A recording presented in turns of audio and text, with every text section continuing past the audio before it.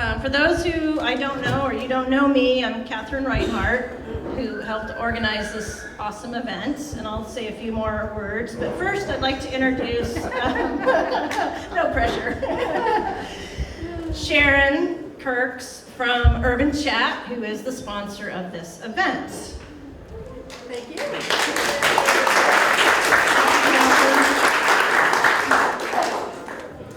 Wow, this is a great turnout tonight. I'm really excited to see everybody here. My name is Sharon Kirk, and I'm a board member with Petaluma Urban Chat, and I recognize a lot of you, but some of you I haven't met yet, so I'll give you a little bit of a briefing on what Petaluma Urban Chat is all about, and I'll also read from my cheat sheet here so I don't miss anything. So for those of you who are unfamiliar with our work, we are a Petaluma-based nonprofit that focuses on educating and advocating for the best solutions for around 4 key elements of city planning. So housing for everyone, transportation options that go beyond automobiles, sustainable city finances, and climate action. So if you've got a topic that fits into one of those elements, we're happy to hear from you and happy to get you on the docket. I think Catherine's already introduced herself, but I'm going to go ahead and sort of introduce her again. But before I do that, let me give you a sneak peek to some of the events that we've got coming up through Urban Chat. Next Wednesday, the 28th, we're going to host a forum on how public transportation is funded with Rachel Eade. She's the transit director for the city of Santa Rosa, and our own transit manager, Jared Hall, will also be in attendance. As many of you may know, Petaluma Transit went fare-free on July 1st. So you can take the bus anywhere in town for free. But how is that funded? And how do we fund public transportation more generally? And that's the focus of next week's forum. I know it sounds a little dry, but did I make it really exciting? I mean, you want to come out now? Take a bus. Yeah, take a bus. And then 2 weeks later, on September 11th, we're going to moderate a discussion of the not quite yet, but soon to be released land use framework for the general plan. The general plan, for those of you who are not familiar, is the document that guides our vision for Petaluma. The plan that we'll be adopting next year will be guiding us through for the next 20 to 30 years. And I think we could argue that what we allow on our lands is really foundational to the entire general plan. So it's an exciting topic to be talking about. There's so much to cover. We'd really love to hear what you're interested in talking about. So if you have any ideas for that forum on September 11th, please talk to me after tonight's presentation, or Dave Alden over here. You can also if you think of something later, you can reach out to us via email. Our contact information is on our website, which is urbanchat.org. So, okay. So then one last announcement. We are in the planning stages for our 2nd annual Better Fit Cities Film Festival, Petaluma. And if you'd like to be involved in bringing the film festival to fruition, you can contact Urban Chat board member Sean Payne and festival chair. Is he here? Yes. Oh, there he is. You can even talk to him after the show. And if you want to, this is my last plug, I promise. If you want to be involved in any other activities with Urban Chat, please talk to me or Dave. With more hands, we can get more done, and that's what it's about, right? Getting more done.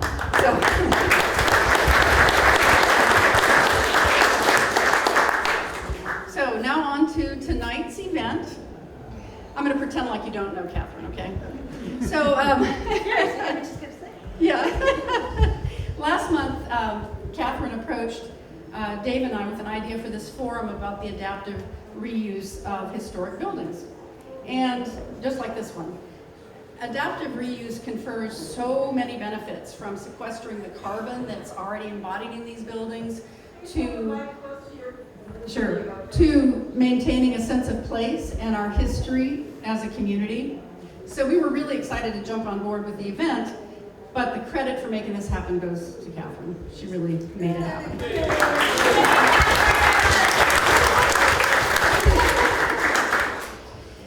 Catherine has been a beloved Petaluma historian for many years. She's the author of the book Petaluma, A History of Architecture, and a consulting historian who holds an MA in History from Sonoma State University. She's the former manager of the Sonoma County History and Genealogy Library and Sonoma County Archives, and co-chair of the Advocates for the Sonoma County Archives. For more than 30 years, Katherine has worked tirelessly in various positions within the fields of special collections and archives, historic preservation, heritage tourism, and interpretations. We are really blessed to have Katherine in our community.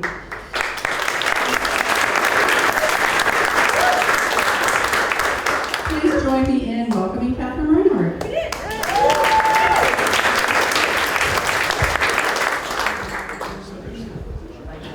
Okay, I still see some folks standing. And if you'd like, we can take a couple minutes and pull in some more stools. No more stools. Well, that's a problem. We see two. Okay, flip a coin because we have two seats over here. One's short and one's tall. Yay! All right, come on, the rest of you. All right, going. We still have one more, one chair. Is there a single in the house? All right. Well, what a great situation to have. Well, for me, who has a chair, but to have standing room only. Okay, so really nice introduction by Sharon. She said that we're blessed to have me. Well, I feel blessed, not to get too corny here, but to live here in Petaluma. It's just, I love this city, I love its history, I love its people, and so thank you. Before introducing our speakers tonight, I'd just like to acknowledge a few. We have some elected officials in the audience, which I'm thrilled by. We have our mayor, our vice mayor,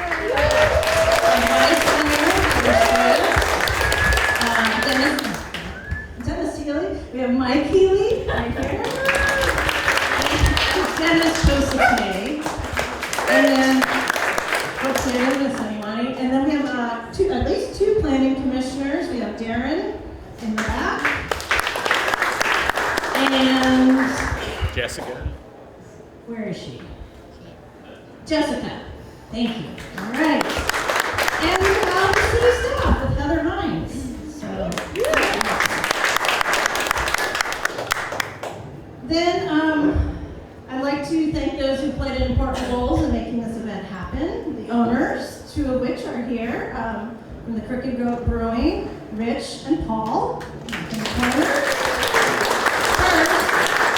First, for having the vision to see this building for what it could be, and for investing financially and I'm sure emotionally into the adaptive reuse of what used to be a tractor supply or a tractor showroom, and then later, I remember when it was Pangea Silkscreen and Petaluma Ballet Company, and I think both those businesses moved out in 2015.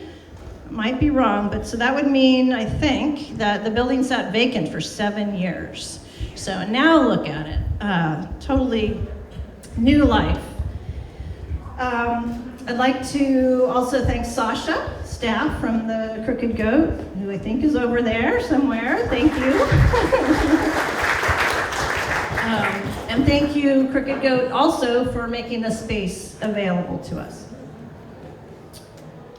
Urban Chat for their enthusiastic support.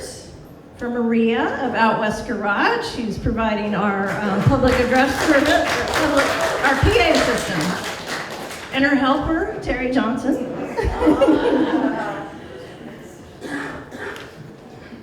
And the Argus Courier for the great article they did. How many, just show of hands, how many people heard about this event from the Argus Courier? Wow, awesome. Way to go. Go Argus. People are still reading the paper. I won't ask how many read it online and how many read the paper copy. That's for another day. Did I leave anybody out? No, I think not. So finally, to our presenters, Craig Rice and Ram Subramanian, right here. Guess you probably figured that out. So I met these two following their presentation of why bad office buildings make good housing at the California Preservation Foundation's annual conference in Los Angeles in May. It's funny, they both work in San Francisco, but I went to Los Angeles to meet them. But even more coincidental, I learned so much from their talk and was so inspired about what they presented, along with two of their other colleagues, a structural engineer and a construction manager, cost estimator, that I sought them out and asked if they'd ever worked on any buildings more in keeping with what you would find in Petaluma, because their talk focused, I think, on Oakland, but they also talked about buildings in San Francisco. And I've gone to other presentations about adaptive reuse, and they're often Seattle, Portland, not really in keeping with the scale of Petaluma. So I was talking to them about that, and then Craig said, well, Petaluma, I worked on the Crooked Goat. And that was all it took. Because not only do I love this building as an example of an adaptive reuse, but it's also, I think, 3 blocks from my house, and I spend a lot of time here. Which is saying something for someone who doesn't drink alcohol. All right, so Craig Rice is studio director of Blitz Architecture and Design with expertise in historic preservation and adaptive reuse projects, including this building. He is current chair of the Oakland Landmarks Preservation Advisory Board and has experience in national, state, and local preservation platforms. His work spans many generations of historic and not yet historic building modernizations, each bringing a different mix of the design, technical, code, and philosophical issues that are part of the challenge and reward of historic preservation work. Ram is a studio leader of Sarah and specializes in all forms of housing. He is an architect with a wide array of skills that complement his design sensibilities. His holistic perspective allows him to see creative and viable solutions, even in the most challenging situations for his clients and end users that his projects serve. So without further ado, take it away, Craig and Ram.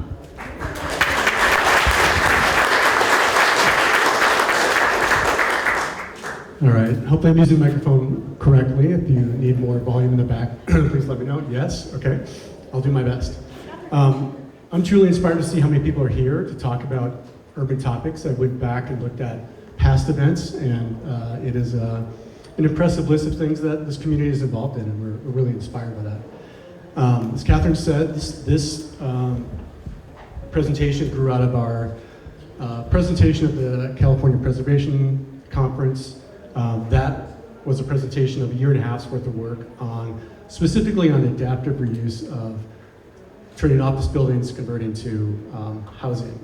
And as we talked about what this presentation would be, Catherine wanted us to bring a perspective that is more useful to this community. So we wanted to rewind a little bit and bring some other types of projects. And unfortunately, there is some Portland work here, so sorry. We're moving down in size, but not quite. The Crooked Goat. We'll get to the Crooked Goat. Anyway, so we want to have this perspective on what communities can do. There are all kinds of adaptive reuse projects. There are very few black and white presentation or photos in this presentation, by the way, so we want to focus on putting old buildings to use for contemporary purposes. I think that's a theme. And then another theme is, what can communities do to simplify, remove barriers, and help put these valuable buildings back to use for our communities. So we'll get into lots of things, but let me just go over a quick agenda. We'll give a little bit of Historic Building 101. We'll look a lot at past work, and I think each of these examples that we'll show have relevance to different types of projects. No two projects are alike, so you're just working with a bag of tools, and hopefully those tools get these buildings back into use. We'll look at this building specifically. Then we'll go back to our office to housing conversion, and this is really important that we took a deep dive into that building, and a lot of lessons, thank you, a lot of lessons learned, and what the challenges are with historic buildings, and how we can bring those to policymakers to help make that easier. We'll end with our recommendation, which is for each community to consider an adaptive reuse ordinance, and we'll see some details on that. But I think that's the takeaway. If you are going to create a pathway for old buildings to get back in service, it's to look at your local planning, building codes, and see how you can eliminate barriers. All right, I think my bio is covered. In our collaboration here, I'm the adaptive reuse guy. I never went into my career wanting to be an adaptive reuse guy. It's sort of an accidental thing. But in my 20 to 25 years of work, I think I've done 2 new buildings, and everything else has been another existing building. Deep preservation buildings, but also, as Catherine said, not yet historic buildings. And I've worked on some that are future historic buildings. That's been kind of fun. Anyway, I'm going to hand it to Ram to do some intros, and then we'll get into our presentation. Thank you. Thanks, Craig. Thank you, Catherine. Thank you, Petaluma Urban Chat. Thank you, Crooked Goat, for hosting us. It's great to see this turnout here. Of course, the beer is great, so I know why people are here. So we'll have a trivia at the end of our presentation, just in case you were not paying attention. Just a quick reverse intro, as Craig mentioned, all his life he's been doing adaptive reuse. My bio is exactly the opposite. I've done 2 adaptive reuse projects in my career, but all of the others have been ground up buildings. So I'm no expert in adaptive reuse, but to this day, if I look back at my portfolio, the most fulfilling project of my career so far has been an adaptive reuse project that I did for Stanford about a dozen years back. So that says a lot. And going back to what you said, Catherine, about the emotional attachment that one has when you go through an adaptive reuse project, I think that's actually very important, because if you don't have that emotional attachment, I don't think you're going to be successful in doing an adaptive reuse project, because it needs that level of involvement and emotional attachment. With that, we'll come to our presentation here. The reason why we started doing this was back in fall of 2022, I guess, right? So we started to look at all the buzz around office to housing conversions happening around us. And we really wanted to understand deeply what actually goes into making one of these projects happen. And is it really for the masses, right? So we looked at the why, and we as the design partners here in the middle, we constantly work with owners and developers and construction professionals. A quick show of hands if you are on this side, owners or developers, design partners, just to understand what the demographics are. And how many are on the left side, which is elected officials, civic organizations, housing advocates? Round number. That's great. Yeah, so what we wanted to do was basically bridge the gap, because it felt like we were operating in a vacuum, like the designers and the developers, we were doing stuff amongst ourselves, but we thought that a dialogue was needed between us and the elected officials and what the cities have as a vision for them. So that's what led to this whole exercise. So and why we did this study essentially.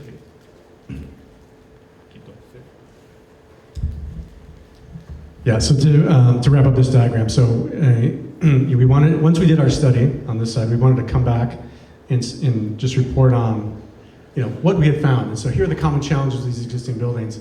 As a community, can we come up with this response? And going back and having that conversation. And as you'll see, this green arrow points back, and now we're into the. Sure, yeah. So on the left side here are those elected officials, civic organizations, housing advocates, all people interested in the outcome of housing. How can we generate housing across the Bay Area? And then on the right side are us practitioners. It could be owners and developers, the owners of this building, design partners like myself, Ram, our structural engineers, and then contractors. So we're the ones who spend our days making buildings, and this is kind of shown as a one one revolution circle. So we do a project, we learn something, we do another one. But it's really a partnership with, we come back to the community, and it's really city officials who can help, come up with solutions to the individual things that we find. Anyway, so that's a diagram that helps, kind of guided our project. Here's a quick 101 on historic buildings. There are two types of, is every old building a historic building? No. We put them in these two categories. So they're individual landmarks, single buildings. We kind of recognize these city hall type buildings. And the other are historic districts, and these could be a district of old buildings. Individually, they might not be special, but together they are a group. I think individual landmarks and districts were codified during the National Register of Historic Places, which was established in 1966, following this high-profile demolition of Penn Station in New York. I think Bill really got interested in we're not that old of a country. We do have some really nice buildings. It's terrible to tear them down. We should create some provisions. And there are 4 ways that buildings are recognized, and if they're special in their own design or architecture, or they align with historic events. Are there significant, an example of significant architecture or associated with special people? Petaluma has a number of historic, locally and nationally recognized buildings. Each of them gets special review as they're being designed. And then districts are also protected if you're altering an existing building in a district, or if you're introducing a new building into a historic district, get review. So we just wanted to classify those as 2 categories of old buildings, historic buildings. And Petaluma has 3 historic districts. And again, each building working in this district gets a little bit extra scrutiny. Okay. When we talk about, in our work, when we talk about historic buildings, imagine this is a dial. On the right, we have modernization, adaptive reuse, and then these get more towards historic preservation as we go along, but old buildings could be restored, reconstructed, and then finally we get to preservation, where we get deep review of the work that's being proposed and the work that's done. So different types of different types of existing buildings. And then we think about those historic buildings are a specialty themselves, and they get, with each one, it gets paired with some project types expertise. So Ram and I working on existing buildings and housing, Ram brings that housing expertise. I've worked a lot with historic buildings, and then we drop down to this other category, and my other specialty is workplace. So old buildings, workplace, or existing buildings, workplace, that's my combo. And we also work with hospitality and public sector buildings. And all these buildings behind us are things that we've worked on, and rely on those 2 combinations.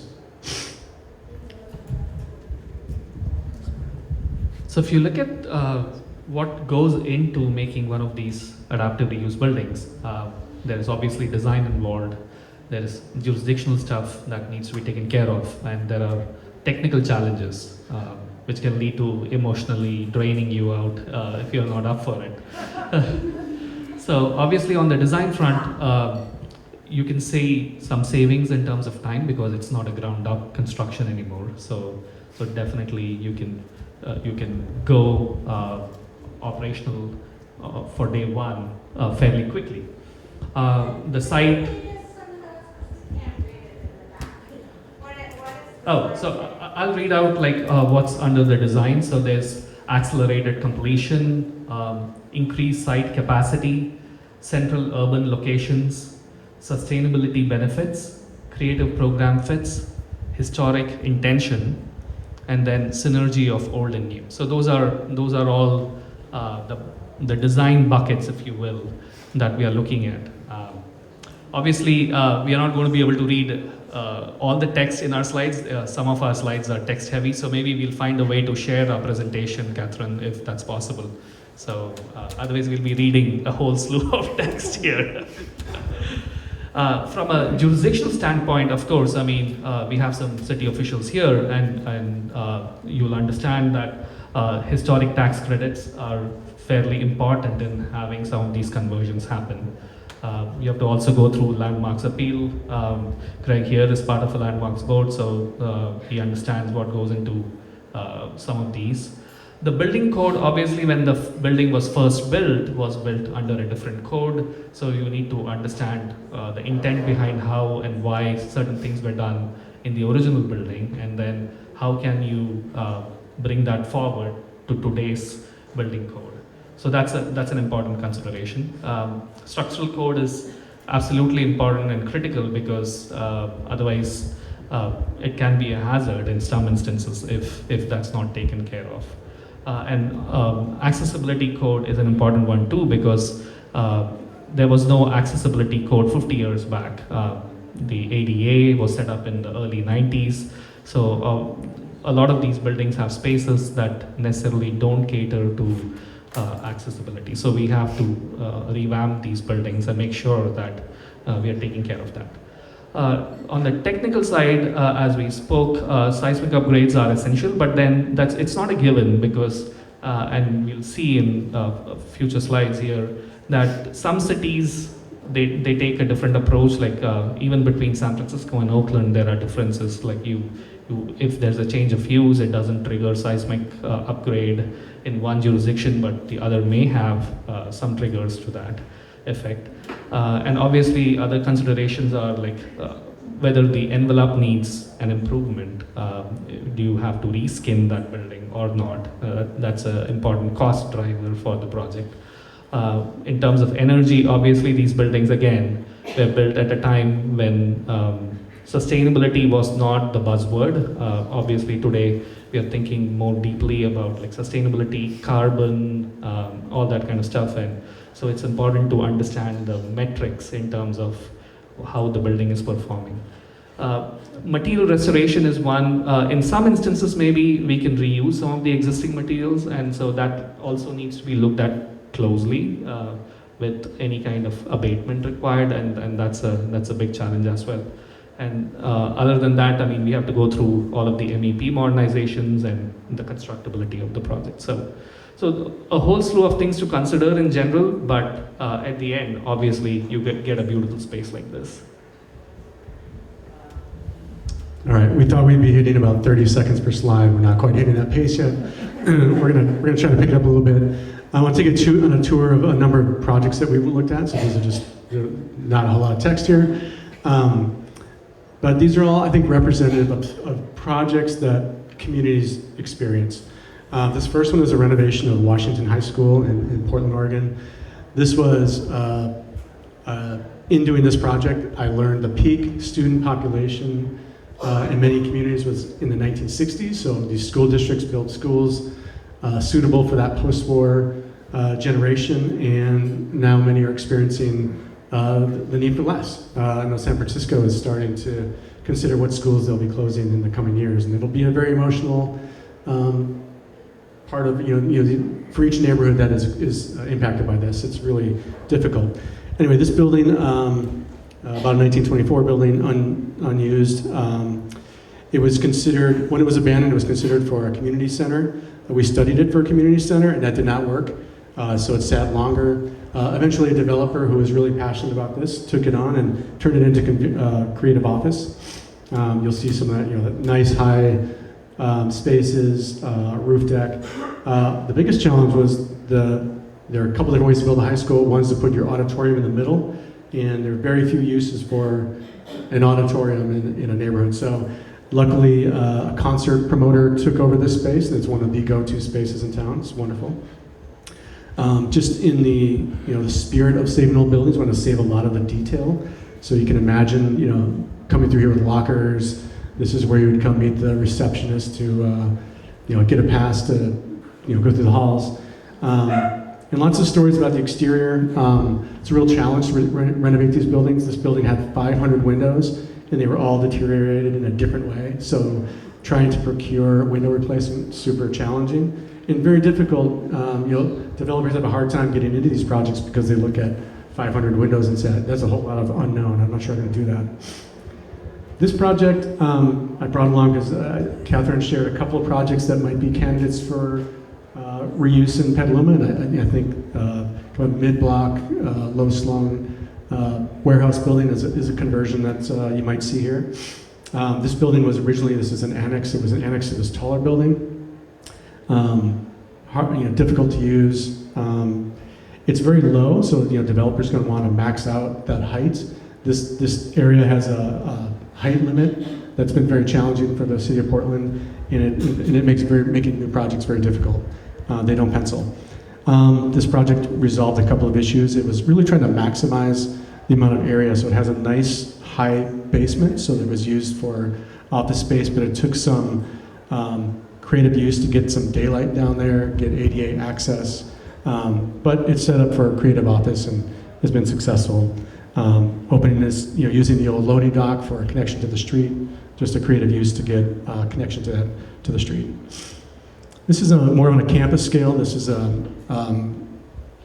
tilt-up warehouse. You might have some of these here. This is the lowest form of construction. You pour a concrete slab on the ground plane and you tilt it up and you just keep doing it till you have 4 walls. It's like putting up a house of cards. So very lowbrow technology. This was built as, actually this was the firm originally did this project in 1989 and got a chance to redo it 2015. I did not work on the original. So it's not super historic, but it's like, how do we put old, out-of-date buildings to modern use? So this was each one was designed as you could rent out 1 bay, 2 bays, 3 bays, and you would have your client entry on the front, and in the back you'd have your delivery driver pick things up. So I can imagine Pangea might have used something like this. They're cranking out screen printed t-shirts and sending them out the back. But connecting these 2 buildings across a campus with a user that spanned the 2 was converting a lot of asphalt into a great stormwater catchment area and connective landscape between 2 buildings that really had no use in the 21st century. Just some beautiful branding. Just this yellow band here helps connect the 2 buildings, and lots of stories about here, but really taking multiple unused buildings and making a campus out of them. And this might be the last one, but this is a department store. This is a kind of a modern, a contemporary challenge. If you've been to Union Square in San Francisco lately, there's not a lot of need for multi-story, single retail department stores anymore. And that was the story of this building. And this story was all about this project was all about cutting this section.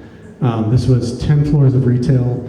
The old retailer kept the blue stories, and then a hotel operator took the top stories. And we cut this giant atrium out of it, which is this image here, which is amazing to do that. And we're able to put hotel use around that perimeter. So I think it's a challenge for cities to find these buildings that don't have a contemporary use. There will be no contemporary use for that much retail, and to find creative uses for it. And that's been a success for a lot of these, and trying to find that passionate owner and creative team to find those solutions and uses. Just some stories about restoration, contemporary use. We put a tech company in there. Lots of great uses. Okay, now we're at the Crooked Goat. We know we have our owners back here. We got staff around here. This is a great success story. When we first pulled up, instead of this tractor, there was, I think it was Rich's car. It was this beautiful old vintage. I don't even know what the species was, but that was the first impression. It was this amazing car that one of the team members pulled up in. But we were, other than the car, we were inspired by the wood decking and trussing that were above us. We knew we wanted to keep that. We were just inspired by the history. We knew that there was a good story to this building. We were terrified of this exterior, which was flimsy tin metal with no insulation, and not quite sure what we were going to get into when we touched that. There was an early diagram of, what if we put buildings within buildings? So we don't have to touch the exterior, we don't have to cover up the trusses, we don't have to worry about the energy code application on the roof or walls. So that was the basic strategy. This was it a few months later. Again, it looks, when you walk in, it looks just like these renderings, which is fun. And just more of the volumes within the volume, I think, is the design strategy. these roll-up doors were an essential part of how they wanted to operate the building, getting an indoor, outdoor, but we have a grade change here, so there was an idea of the roll-up doors, but with the guardrails that kept it that made it workable. So they were committed to that idea, and it was the one place where we had to engage the exterior, but I think the strategy was to set them inside, have their independent structure, and not really try to engage that. There was a detail where we had to stitch the flimsy metal siding back in, and it worked out beautifully. They took it off and were able to put it back in, and it works out just great. So, and then I think one more, here's the plan. Again, it was interesting, this space back here was only to be the keg storage and cleaning area. So great to see this put to use in a higher and better use. Originally we had demised the space as there was a line here, which was challenging because there were ADA issues behind that line, and we managed to resolve them all on this side of the line. So that was a project back then. And then I think from, going back to the code and how those things make projects challenging, I think this red line was probably the most important line it wasn't the most important line. It was the critical line that made part of this work. This is demised this building from the building that's up on Howard, just adjacent to us. But behind this wall is all of this stuff. And so to make the code work, this gets into the details, but putting an assembly occupancy, lots of people like all of us here, is a higher use than the factory use that was here before. So the construction didn't support having this many people in here. So putting this red line divided the building into two, and then made this side work. So it's in the details, but that's kind of stuff that developers get into when they look at an old building and say, how am I going to make this work from a code standpoint? There is a slide about the code, and I don't want to spend too much time on it, but interesting to note, there really wasn't a building code, a California building code, until 1988. So when you go to Petaluma, San Francisco, Oakland, any community, they were making their codes, or if they had a code, were very place specific. So you can't go from one to the other. So when we talk about streamlining the renovation of old buildings, it has to be done almost place by place. So that's one thing that can happen at the state level to help make this work. The first building code was in San Jose, surprisingly. Then you had the disasters of the Chicago fire, the earthquake in San Francisco, and the idea of codes sped up. But there really wasn't a national code, even a West Coast code, until 1927, and that's when this building was built. And I'm sure they didn't run out and get that book and put it to use. So it was later that there was standardization. So, all right, I think that's it. We're going to now rewind back to our office to housing conversion study, and this is where we began our work a year or two ago. Yeah, so we'll switch gears and see how we can actually make one of these projects pencil, and that was our goal in doing the study. We had a whole slew of partners helping us, structural construction folks, MEP folks. People to give a project. Yes. So we'll talk a little bit about office building typologies. I mean, you can actually just classify them into pre-war office buildings and post-war buildings. And as you can see, pre-war, the buildings that were built as offices were actually narrow floor plate buildings that lended themselves well to natural daylight and ventilation. And the blue rectangle that you see there, it says 1 bedroom, and that's generally the size of a 1-bedroom unit in a place like San Francisco. So you can see that you can actually make a building that has a profile like this, make it work for an office to housing conversion.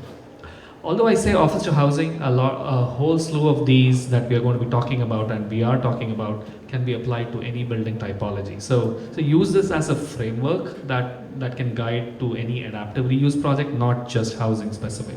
But the project that we took up was focusing on housing. So that's why I keep saying housing, but the framework can be adapted to any building typology.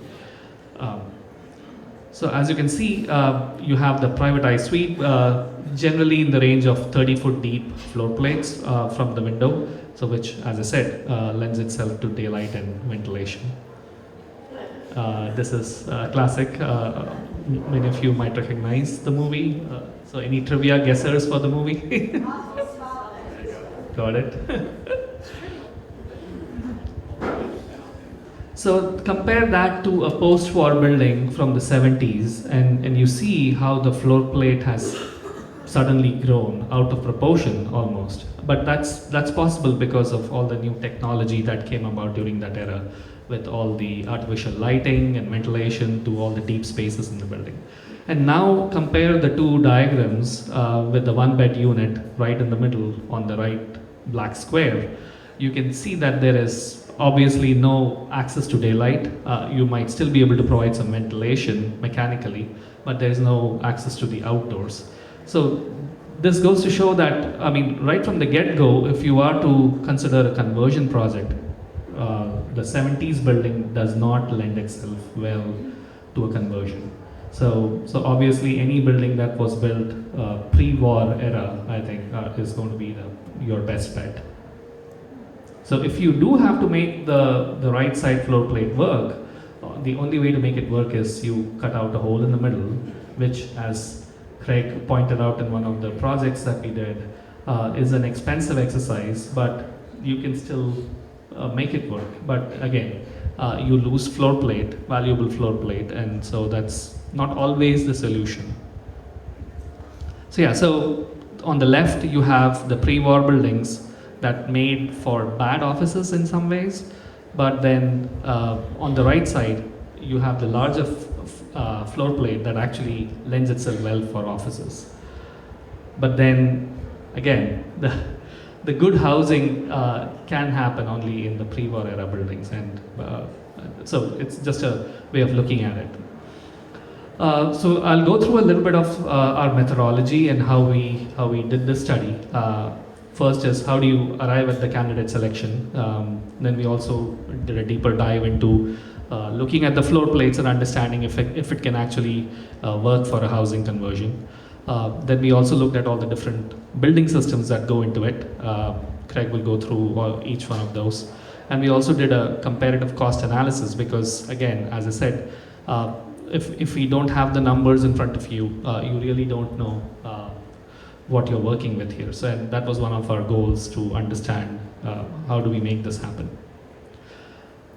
So the selection candidate, basically, if you go from clockwise from the 1 o'clock here, you have to look at the configuration, size and shape, which we already looked at. Then we look at like if the building would need a facade replacement or not, because that's a huge cost driver. Is a seismic upgrade required for the building?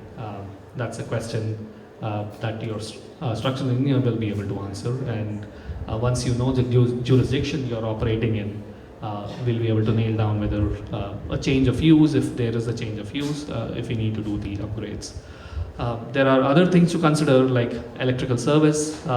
This is a big one, especially in big cities like San Francisco, where PG&E can take up to 2 years to get a new connection. So that's a big consideration in terms of schedule. Also look at like different code deficiencies and then what the historic codes were, as Craig showed in the slide.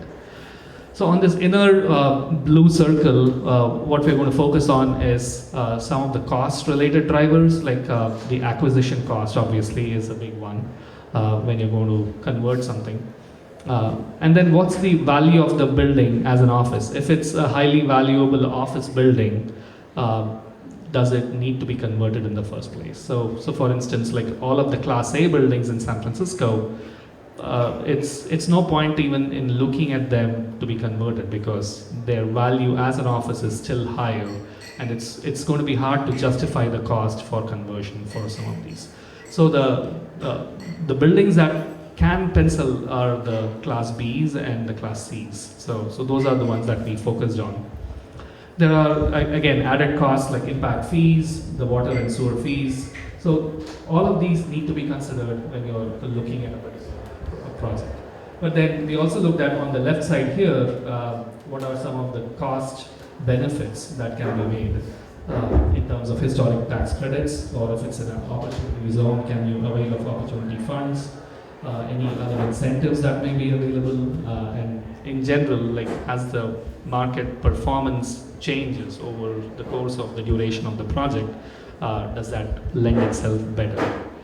So we developed a scorecard here. Of course, you cannot read any of this from where you are.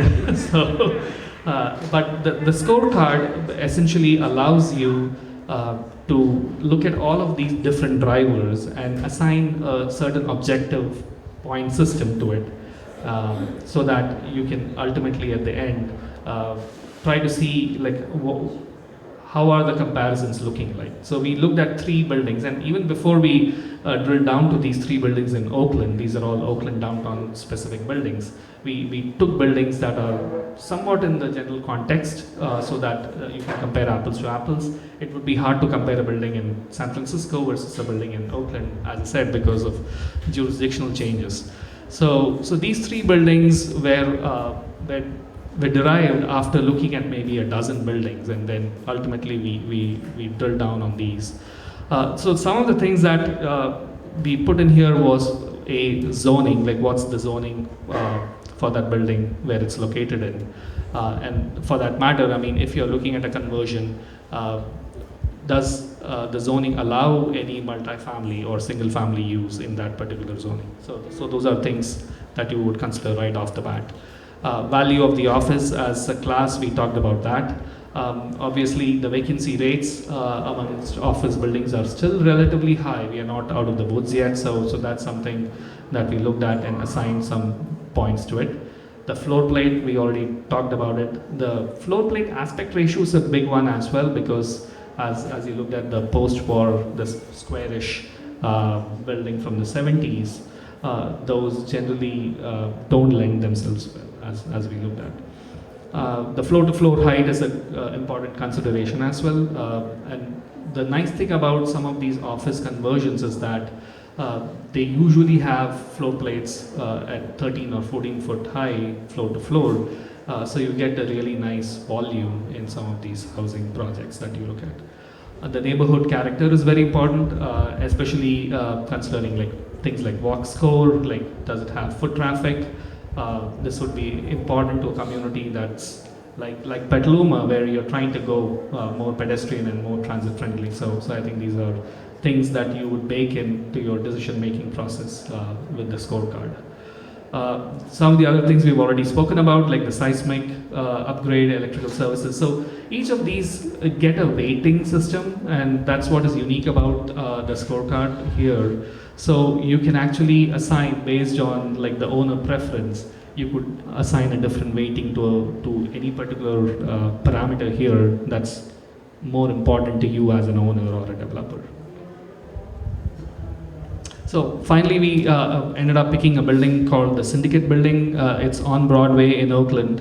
And as you can see in the picture on the right, the building already lends itself well to a housing project. I mean, if you squint your eye, you might just think that it's a housing project. So it has a masonry facade with large operable windows, and it did not require facade replacement as such. So that was a big driver when we picked this building for the conversion. The windows could be replaced or the glazing could be replaced, but again, I mean, overall, we didn't think it was as critical.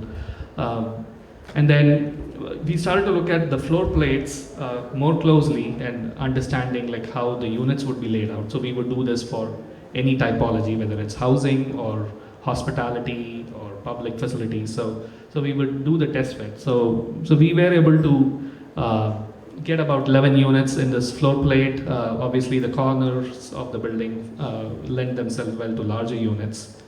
Go to the next one.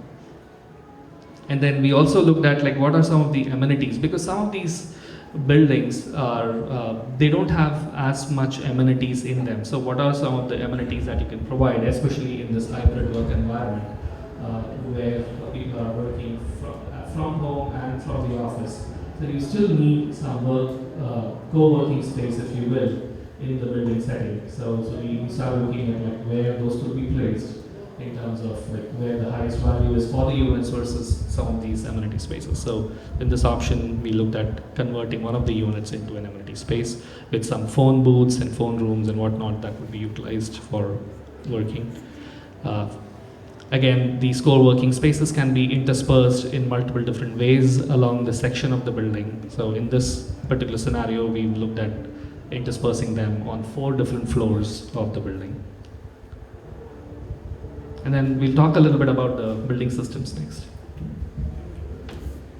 All right, so our endurance for technical descriptions of the things we work through are probably running thin, so we'll go quickly. But I'd say in the, not to diminish Rom's work, but the horizontal planning of the project is a pretty well-known thing. We know how to build 11 units per floor. We kind of know what that's going to cost. All of the unknowns, the risks, were all in the vertical systems. So seismic upgrade, our vertical circulation systems, all the HVAC, electrification, elevators, plumbing, and those things. So all of the risk was in the vertical. There are 2 ways to do the seismic upgrade. You can go prescriptive, so the code says put in a bunch of shear walls, do these things, or you can do some dynamic analysis of what the building's actually doing, and you can harness the strength of the building.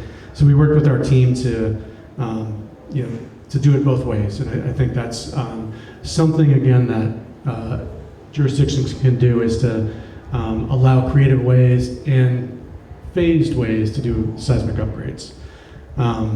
We talked about if our building was in 3 places, in San Francisco, in Oakland, Los Angeles, all different requirements, different outcomes, different costs. So when these things are financially so thin that the difference between doing a seismic upgrade or not makes or breaks it.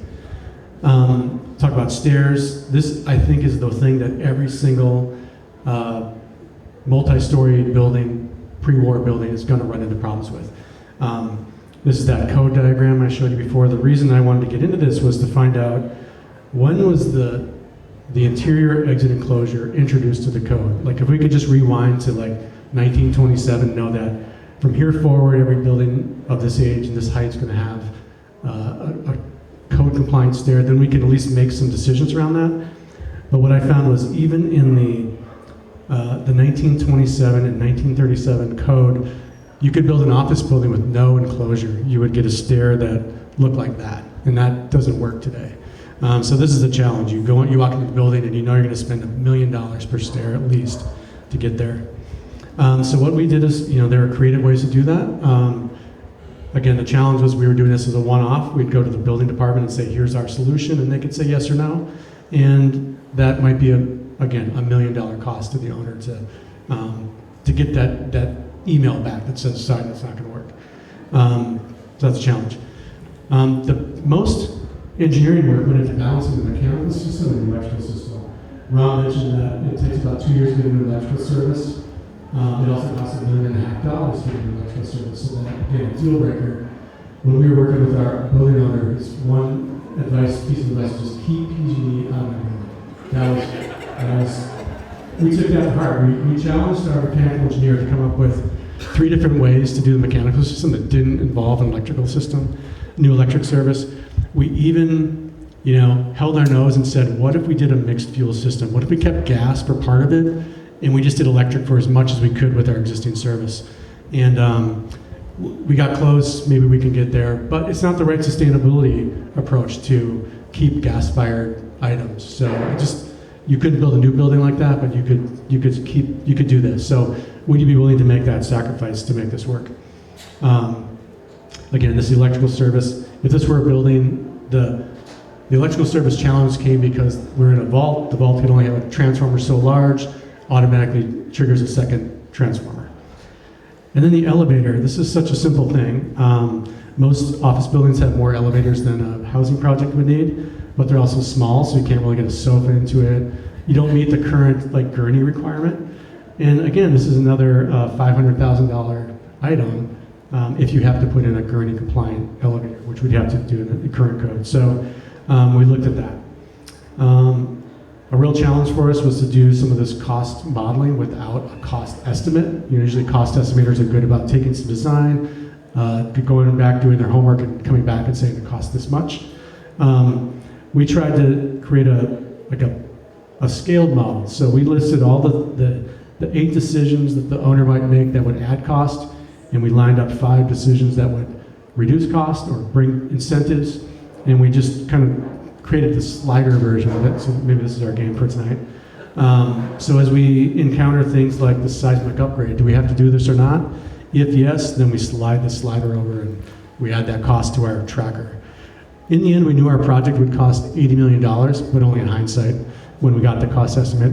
We know the owners bought the property for $43 million, so we just had to keep, this running tab, and could we keep it down? So we had to take some costs. Those are the red ones. Those that stayed white were ones that didn't. We were able to avoid the new elevator, the new electrical service, and those things. And so anyway, we created this decision matrix and visualized it this way. All right, I think that we arrive now at the moral of the story, which is think about how hard it is for these projects to work, and consider a policy that includes planning and building code decisions, bundle those up, make it easier, take some of the mystery out of it. So Ram will walk us through a project we had an opportunity to do in San Francisco that helped the city of San Francisco create their own adaptive reuse ordinance. So San Francisco came up with an ordinance last year, sometime in August, that asked us to submit proposals for buildings in a certain part of the city, mostly around downtown. So what we did was we worked with a developer partner, non-profit actually, and they are currently located right next to this building, the gray building here in this image. They have a nursery that they operate out of right next door. So they were interested in procuring this building, and they are a Filipina community, and they wanted to basically introduce some housing for all the folks that were displaced, all the artists that were displaced of housing in the last recession. So that was their goal. This was also a historic designated area, and this building is a part of that. It's the one in yellow. It's on Mission Street in San Francisco, and it's part of an overall Filipina district improvement plan in the city of San Francisco.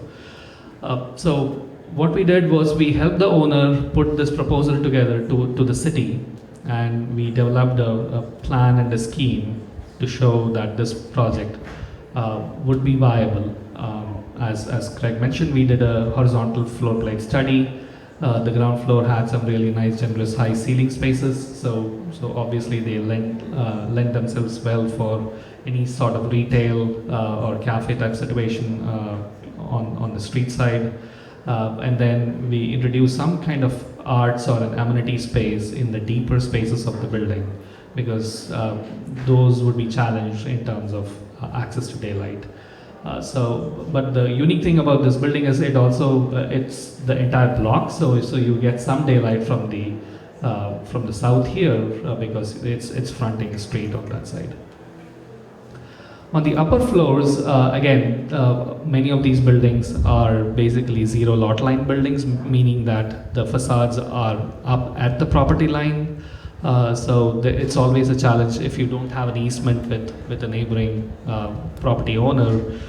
You cannot basically have any openings along that facade. Luckily, on this building, they did have some openings on the upper floors on one side of the building. So we could introduce some spaces that had some access to daylight there. And they also had a light well on the other side, so which also helped kind of these two units that had some access to daylight and natural light. But the key thing about this project was not what we did with the planning itself, but being able to interact with the city in terms of like how we could influence the policy making and the decision making, which was initially our driver when we took the study. So what we were able to do was essentially look at what San Francisco is doing and also propose a few things in terms of like what the policy drivers could be for them to look at in the future. So I've highlighted a few of them that the city has already done, which is in terms of open space, you don't have to comply with any of this, the zoning for some of these adaptive reuse projects. They've got rid of bicycle parking, dwelling unit mix, you don't have to adhere to the unit mix that the city has. They are also allowing live-work units in these districts, which I don't know why they didn't allow in the past. So it makes absolute sense for them to include that. So some of these are the highlights that we found from the planning code. And what we think is that for a city like, say, San Francisco and Oakland, it's probably sometimes much more challenging versus a city like Petaluma, for instance. I think it might be easier to do some of these if you are working with the jurisdiction directly. I think there's potential there to make some of these things happen much more efficiently and quickly. I think that's our last slide, but just to wrap up, so that was the planning ordinances that were changed. The building code is a different department. They're also doing this. It's really hard for them to work together. But anyway, the building code is looking at easing some of those egress requirements. We looked at that really challenging stair. Again, if you could eliminate that, that's a huge line item you don't have to comply with. The elevators no longer need a gurney requirement. And then here's another exemption for historic stairs. So it takes a lot of departments that work within their own areas of control to affect things, and having maybe a point of control, a point of champion for bringing this all together is what might be good advice. The last two items on the planning were inclusive housing requirement cut by 50%. So this went from like 20-something, 25% to 12.5%. That's huge for a developer. And the transfer tax eliminated. So there's so many buildings being sold, or not so many. Something that would incentivize building sales and the handing over to a developer who might be interested in taking this on, or an owner, would be to eliminate that transfer tax. Again, millions of dollars. So yeah, I think these are the things that communities can do, and we've taken on this study to look at how we can, again, if these are all one-off opportunities, how do we try to bundle these common constraints and make it easier. So that's the end of our presentation. We're happy to have a conversation about any questions you have or thoughts, but yeah, we'll hand it back to you, Catherine. Thank you so much.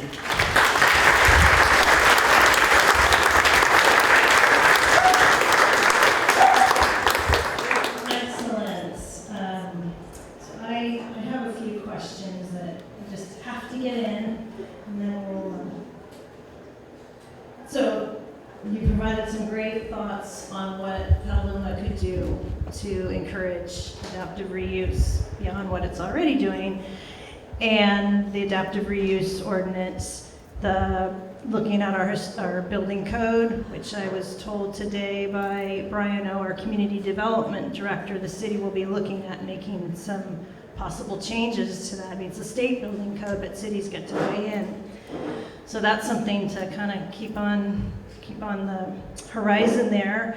But one thing that continually showed up in your slides was the use of Mills Act. And that is something that's been discussed as an incentive. It's in our general plan, it's in the central Petaluma specific plan. Anytime we talk about historic preservation, it's like, yeah, we should do that. But we don't, and we haven't. So I'm here to advocate for the Mills Act, which, for those of you who aren't familiar, in a nutshell, or maybe Craig might be better at answering that, and then I'll stop talking and we'll go to other questions. So why don't you just say a little bit about the Mills Act? And have it to be a Yeah, Mills Act trivia for us. Yeah, Mills Act is a complicated thing, but it's a tax. It's not a tax credit. So if you get I'm starting with tax credits. Historic tax credit is a 20% cash that you can get for your project, and there's a market for brokering those. California has introduced a tax credit, which is also 20%. We'll have the same eligibility criteria. You can get, it's not funded, it's not fully funded in the way that the federal is, but you can still, it works in the same way. So you can double dip. And then Mills Act is a way to, it's another tax benefit. It's a contract with the city. I believe it's 10-year contracts. That's how Oakland does it anyway. Oakland uses it to incentivize homeowners to, maintain and make improvements to their projects. They write out a contract, which is a commitment to improvements, and then there's a tax incentive for them. So the math is super complicated. We have an annual Mills Act class of buildings, and it gets explained to me every year, and it's really, really complicated, and I couldn't repeat it. But anyway, yeah, and so San Francisco has been interested to use Mills Act to incentivize as part of their adaptive reuse ordinance to restart this and maybe prioritize different kinds of projects. But Mills Act is a locally controlled tax program, and you can use it to get the outcomes you want. And I can put you together with Betty Marvin, who can explain how Oakland's Mills Act works.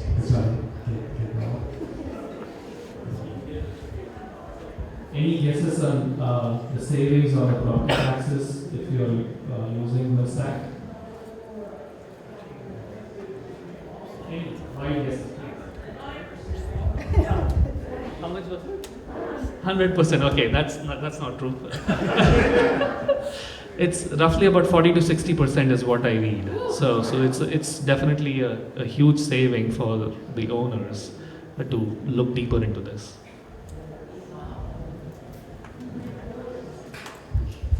And of course, cities and counties will say, well, that's taking property taxes away from our pot. But long-term, though, you're getting an investment on buildings that might otherwise not be renovated. Back to you, Ron. Yeah? Don't get off those there. So just to respond to that, yes, of course, the city is losing some revenue, but if a building is abandoned or vacant, the opportunity cost of not getting any property taxes from those buildings is probably much higher. So if you did do the adaptive reuse, you're at least recouping some of it or part of it. And that brings to mind a few buildings on Petaluma Boulevard North. Take it right in.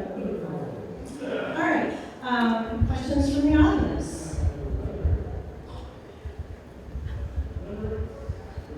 Have you done any reuse of something like maybe a Kmart into housing?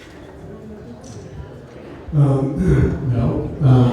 Kmart, a big box retail store to housing you would have to use that kind of donut strategy, I think. I think one of the challenges, maybe tangential to that, one of the challenges with historic buildings or unused buildings is, it's a low slung building, so trying to improve your site capacity. So what works well with some historic projects is to use the historic building as an amenity for a larger development. So if you could, so I've worked with a developer who was always interested in find a historic building for me that has an adjacent empty lot. We can do a housing project and use the historic building as the amenity. So I think when we first mentioned Kmart, might bring to mind the Nike project that I showed. That could benefit from a large floor plate. Those the current interest in office tenant is to get a wide, flexible space, and that would be that strategy. Kmart pretty well. You have access to daylight. You have either existing skylights or the reason to put the skylights in. So I would see a bigger an office use is probably a better application.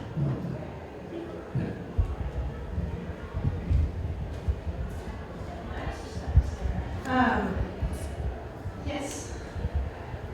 Clearly, when you take a building that's had other purposes, they sometimes don't have nearly as much electrical or water needs. There's only one restroom on a floor of an office building. There's only one drinking fountain. When you put housing in, suddenly you've got water in every unit for the kitchen and the bathroom. So there's a lot higher need for water and sewer. Have you run into any difficulties in getting extra water and sewer provided for these buildings? Before you answer, did everybody over here hear the question? No. No. Well, you can redo it. Yeah, the question is, what the infrastructure needed for a housing project versus an existing office space. There might be only one restroom per floor. There's not enough plumbing, not much power. Yes, we tasked our engineers with helping us with that. The plumbing issue is not, well, the challenge with plumbing was if we could get a fully vacant building, you could run all the piping. That part's easy. It's phasing it, so if you had a give 1/3 occupancy of that office building, that's your challenge. Like we live at the top, we live at the bottom. So that sequencing would be the challenging part. But the engineers came back with the plumbing wasn't an issue. One thing that might be an issue would be the system development charges. So when you build a new building and you're going to tap into the sewer line, you pay a substantial fee for that. And where we would want to help others with is get credit for they've already tapped into the sewer line. They've already paid that concessionally, so that become credit. Not credit, but a wash, not a pay. So there are a lot of impact fees that the existing building probably shouldn't have to pay, but it's not really, there's not a pathway out. Again, adaptive use ordinance could address those kind of things. Yeah, so I think that's it for that. The electrical is usually pretty easy, it's pretty thin. We talk about electrical service, which is a challenge, but electrical distribution is not that challenging. Yeah, so I think that was the issue of plumbing, is like how do you phase it, how do you account for the fact that you're already testing the sewer line for some period of time. But yeah, it's common challenge. Other than just capacity for plumbing, I mean, one of the things to consider is also what's the structural flow plate. Is it a waffle slab or if it's something else? Because how you lay your units out becomes absolutely important, because you cannot have any of your plumbing joints over the ribs of the waffle slab. So those are minor challenges that you need to start thinking about, because those get really tricky during construction and when you find a rib where you have to run a plumbing line.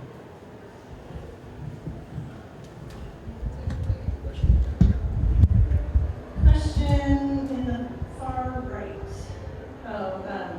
We'll start with the gentleman in the plaid. To build on some of the other questions, in a city like Petaluma, most of our historic buildings are pretty low slug as opposed to pre-war office buildings.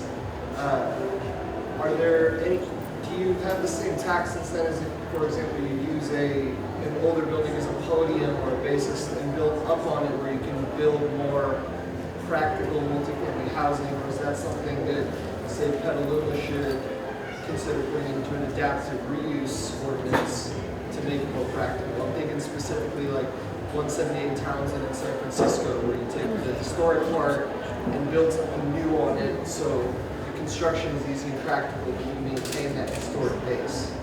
Yeah, that's a good question. I'll repeat it. It's the question is in Petaluma, maybe the historic buildings are lower, maybe the capacity of some of the buildings that we looked at are taller. Yeah, I think that's a question, again, of the developer or a building owner to maximize their, lower the risk, maximize the reward, like give you more capacity. Can I build something next to it? Can I build something on top of it? Yeah, it's a strategy that we've looked at for our building and we've looked at for others. And so you probably put, not on the height of these, but you put a story or two. One of the challenges we faced on ours, our study, was if you're pursuing tax credits, historic tax credits, we look carefully at the non-historic part. Does the non-historic part, is it consistent, does it overwhelm the existing? So there's a limit. We envisioned a story or two on top of our building. A practical challenge is to be code compliant, you have to build 2 stairs to the roof and an elevator. And so those costs really challenged that idea. And then our owner rationalized that I could only really rent that space for a little bit more than the floor below it, the last historic floor. And that maybe was a wash of the and it might take the risk for tax credits. So those are some from that perspective. Maybe Ron can talk about the housing part, putting housing on top of the more regular building. Yeah, it's funny because when you mentioned the question first, my thought was immediately to that Townsend project that you mentioned. Because they had to keep the facade intact and then they had to build on top of that. That's definitely a great idea because I feel like a lot of sites, they are underutilized. And you find that all across many cities, right? Like even in a city like San Francisco, there are all these underutilized parcels, and I think it's absolutely essential if we have a thriving downtown or a thriving community for us to build to the maximum potential of these parcels. Thank you. So that said, obviously there are challenges to maintaining existing facades and building on top of that. So that needs to be definitely considered. And I was also browsing through the RENA goals for Petaluma in the housing elements plan. And if some of these sites can be identified in the RENA goals, I think it'll be absolutely important to kind of like build out to the density that these sites have potential for. Yeah. So writing a whole new building ordinance for adaptive reuse is obviously a great idea, but we're a city that doesn't have a staff planning department. There's never capacity to do that. How on earth do cities fund such a thing? I mean, how do other cities actually get an adaptive reuse ordinance written and adopted? That's true. The question is how would an overtaxed city staff come up with bandwidth to create an adaptive reuse ordinance? The cities that are doing it now are the larger cities, so that's a good observation. New York, Chicago, LA, San Francisco. Cities with more properties to consider and more reason to get those to use. Maybe it's there should be some consistency as these cities as first market adaptive reuse ordinance to get out there. We know the building code changes are the same in these three communities. Maybe there's an adoption strategy. Like the building code, I was going to the historic building code history. Once there's an established pattern, it looks like it's effective in getting properties back out to market. Maybe it's simply using a model-based adaptive reuse ordinance. See what Oakland does, see what another community that's similar to ours. And save the time and just say, yeah, we don't need to break this new ground. It's been done for us. Do we agree with this? Yes, let's take, items 1 through 10, skip 11, and then take 12, 13, 14, and just simplify the process. Would be how I would go about it. Bill. Do you find, just following up on Catherine's question, do you find it in communities where you work, are they subsidizing adaptive reuse and somehow taking money from certain applications to offset impact fees or processing costs for historic reuse applications? I don't know if there are any straight up cash investments in any adaptive reuse project from the municipal standpoint. I think the ability for cities to make this change is related to what we're seeing as building code changes, planning code changes. I don't know how the loss of tax revenue is being balanced in the city budget, but there's not been a direct connection to we'll make this change, we'll make this cut over here to help this other thing happen. So far to me it's been a recipe of small things, and the small things can have large cost benefits to the owner developer, but they're not. They're reducing costs, but they're not adding incentives. It's less of an incentive at this point. I could add to that, like the San Francisco ordinance that we came out with, they never really pointed to any dollar amounts for any of these projects. So they asked people to submit their projects. They wanted to see the pro forma, the cost, and then they would pick the projects, and ours was selected as one of them. But they never really promised any dollar incentives or any of these projects. But as Craig said, I mean, they were willing to work with each individual developer for all of these projects in coming up with creative ways to alter their planning codes. In some instances, work with the building department to come up with something that works for that particular project. Follow-up question? So we're getting near to our end of our evening. I see 3 hands. And shoot, I wanted to mention something before. So Josh Peterson was in the room, and I just wanted to acknowledge him, now that he's not in the room. He did the adaptive reuse of the watershed on First Street, so another really great project. Okay, so David Keller, Blake, and Sherry, and that'll be it. So David, go. Okay, thanks for the presentation. Until Governor Brown confiscated the redevelopment funds and agencies, we had a vehicle locally to be able to subsidize redevelopment corrections. Petaluma used it for seismic upgrades, for fire protection upgrades in the historic downtown. We also stupidly used it on the outlet mall, on the auto mall. But are you seeing any rumors, hints of any legislator in Sacramento who is willing to take on redevelopment 2.0? Or I've heard rumors that there are some cities in California that are trying to set up their own kind of parallel long-term financing districts to be able to get that 30 or 40-year loans that the cities can use to finance these kinds of changes. That's a great question. The question is, are there any statewide systems, statewide incentives that may have existed maybe before I've been working in the area?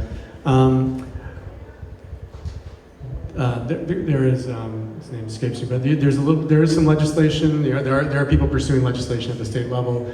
I think it is, what I've seen is more, again, aligned with the local planning building code, trying to codify those at a state level, it's taking that approach. So I have not seen anything that is creating a financing district or bringing in incentives. It's, again, mostly a cost reduction, streamlining. That's what I've been seeing. Have you seen anything different, Rob?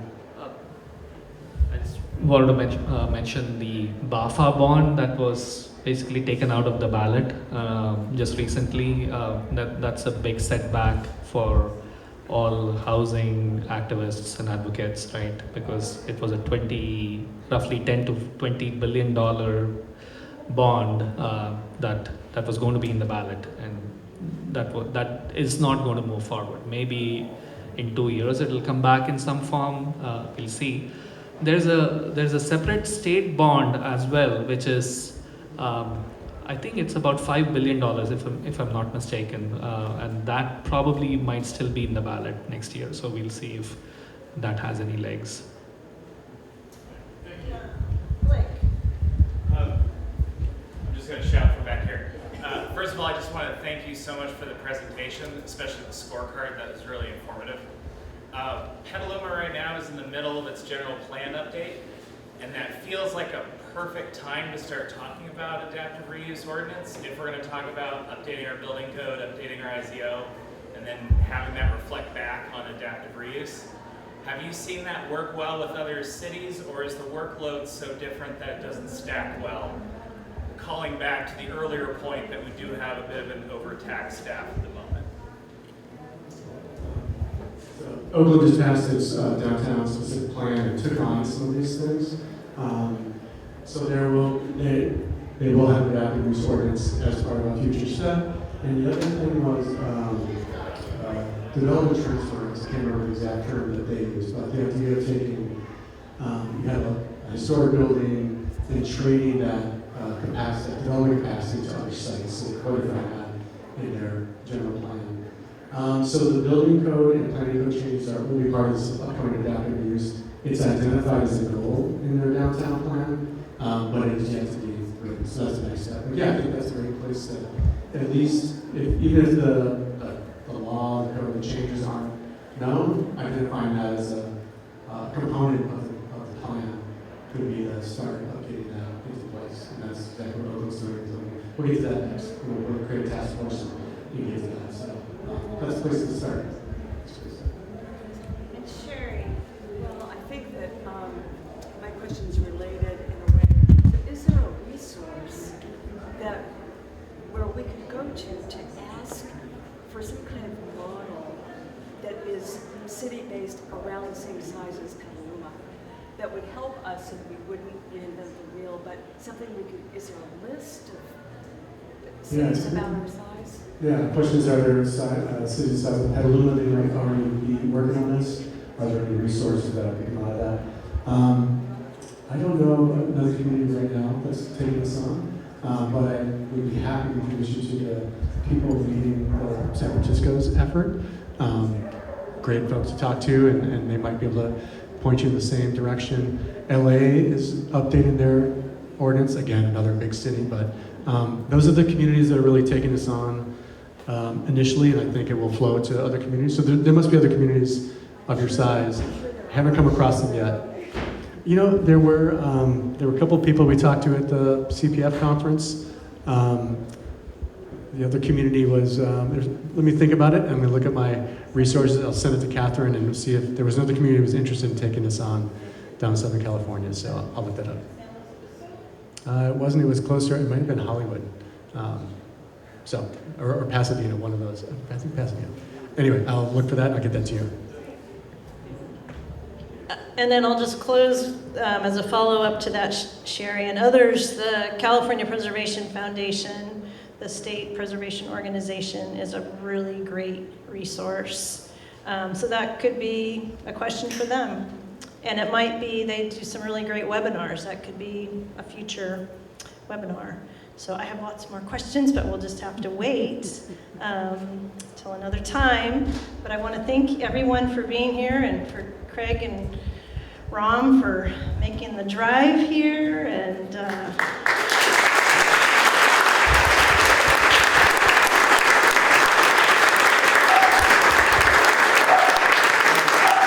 all the time you put into this presentation, so we really appreciate it.